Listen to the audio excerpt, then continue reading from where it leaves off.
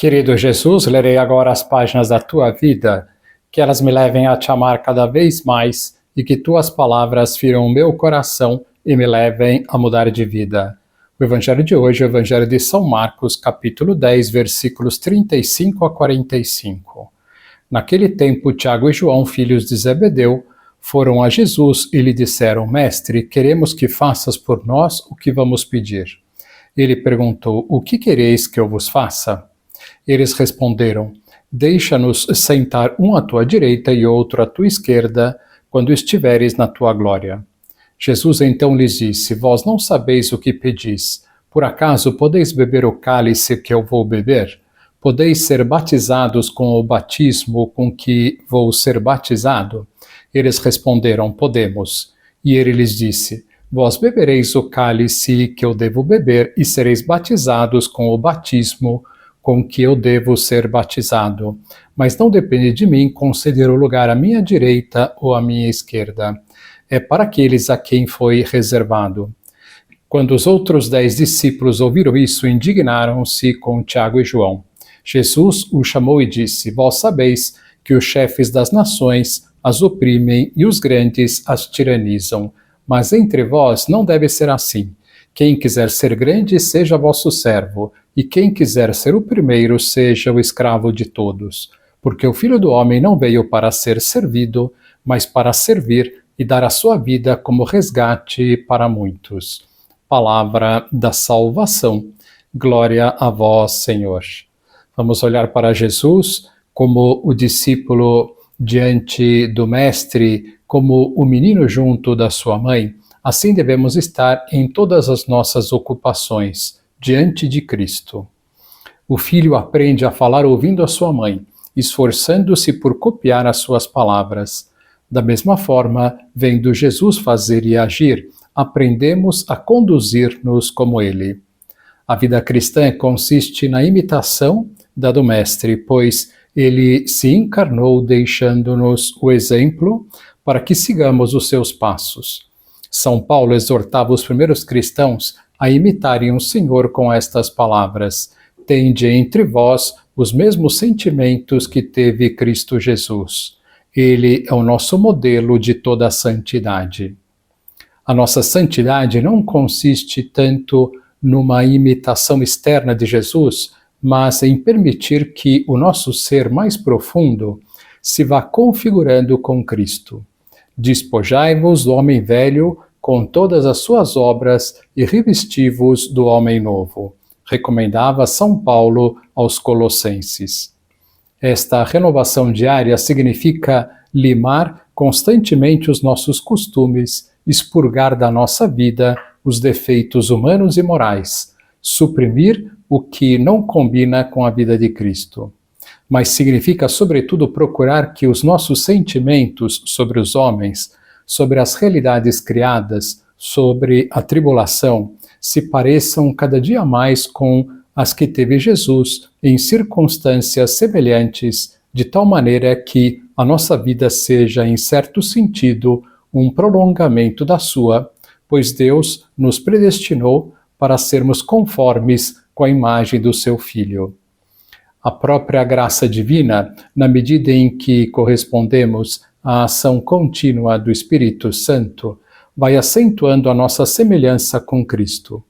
Seremos santos se Deus Pai puder afirmar de nós o que um dia disse do seu Filho: Este é meu Filho bem-amado, em quem pus as minhas complacências. O Evangelho da missa de hoje relata-nos o episódio em que Tiago e João pedem a Jesus que lhes reserve os 2 lugares de maior honra no seu reino. Ao ouvi-los, os demais apóstolos começaram a indignar-se contra eles.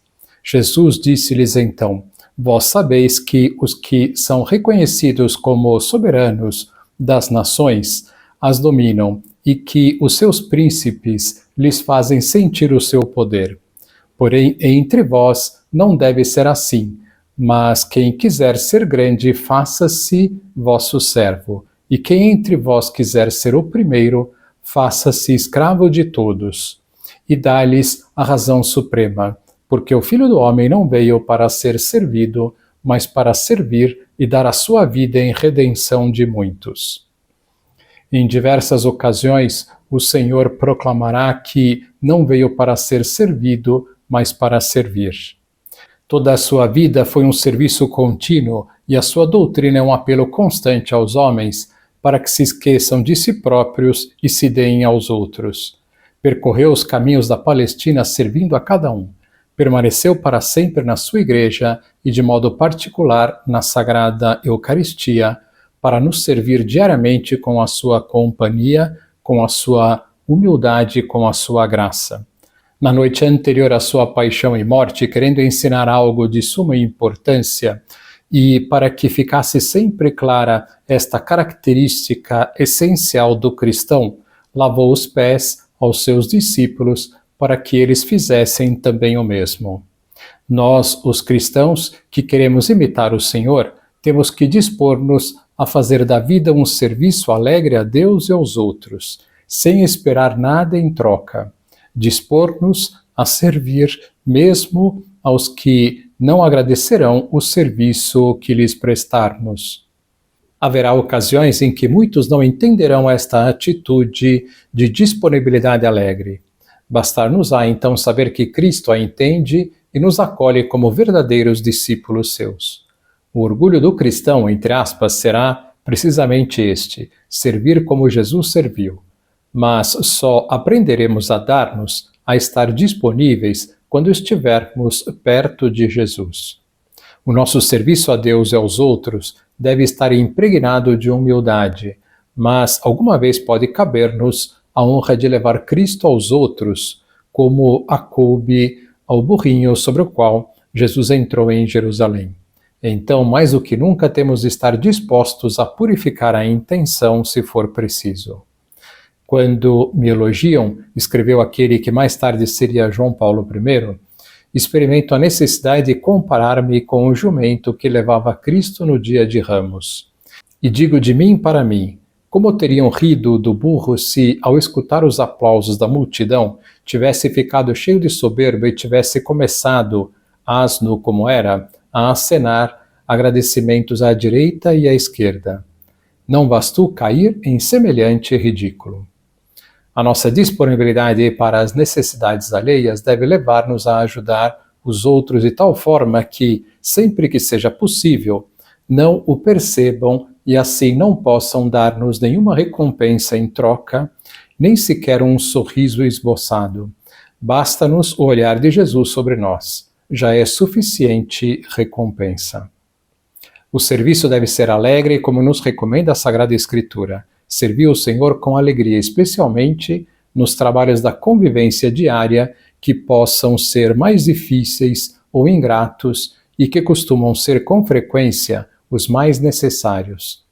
A vida compõe-se de uma série de serviços mútuos diários. Procuremos exceder-nos nessas tarefas, mostrando-nos sempre alegres e desejosos de ser úteis. Encontraremos muitas ocasiões de serviço no exercício da profissão, na vida familiar, com parentes, amigos, conhecidos e também com as pessoas que nunca mais voltaremos a ver.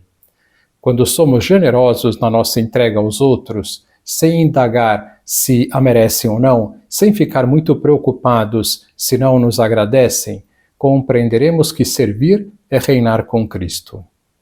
Aprendamos de Nossa Senhora a ser úteis aos outros, a pensar nas suas dificuldades, a facilitar-lhes a vida aqui na terra e o seu caminho para o céu.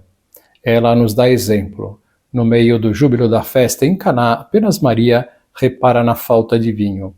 Até os menores detalhes de serviço chega a alma se, como ela, vive apaixonadamente pendente do próximo por Deus.